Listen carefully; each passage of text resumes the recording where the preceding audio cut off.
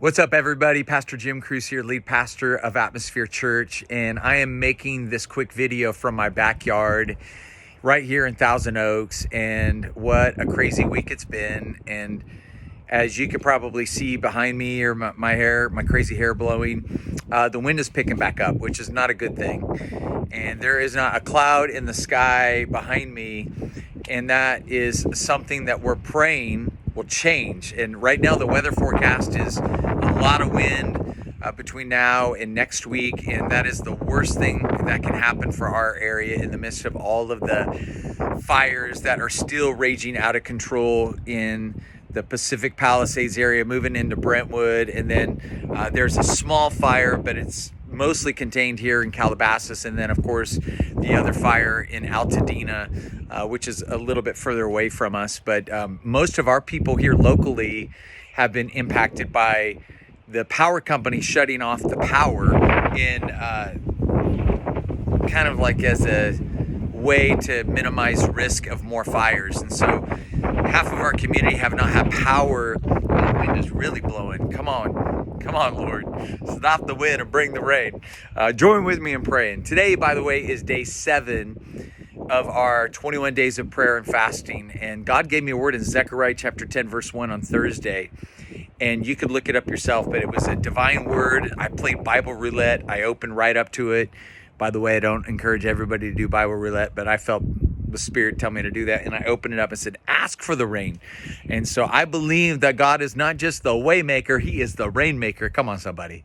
So we're praying for the rain. We're praying that even if we see a cloud in the sky like Elijah saw, and that's what we need to see, and we'll know that the rain is coming. So whether you are on the East Coast or in the Midwest, I've had a lot of people reaching out to me personally and asking if we're okay, and we are okay, but we are still in the midst of a very intense situation here. Because of the wind, because of no rain, and the air is just super, super dry, making this a very dangerous, volatile situation. So as a church, we're assessing the needs right now. We have some local people that are just not able to really have any power at their house, and so they're wanting a place to work. So we opened up our church so that they could do their work and have free Wi-Fi, but we're looking long-term wise with gift cards and whatnot for the people that are going to need to restock their refrigerators and freezers. We're talking, I mean, people haven't had power all week. They've lost all their food.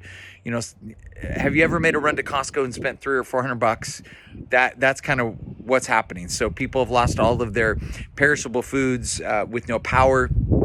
But big picture wise, we're still assessing how we can be neighbors to the Pacific Palisades families, and we're just getting more and more information about how we as a church are going to be able to help.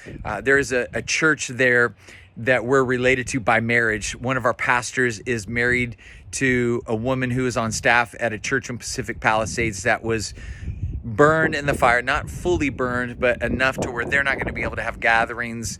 Their schools aren't going to be able to meet. So we're assessing how we could partner with them specifically in this, and then reaching out to their people and finding out how we can help. They had 3 of their staff members that actually lived in the Pacific Palisades that all lost their homes. So we're trying to see how we can love them specifically. And maybe you know somebody that has some needs, or maybe you have a great idea how we can be a blessing to our community. We would love to feel that. Please come to church tomorrow, hear our heart, maybe share your ideas, and let's come together on day 8 of our 21 days of prayer fasting, and let's believe and pray for the rain to come and the winds to stop. So I love you guys.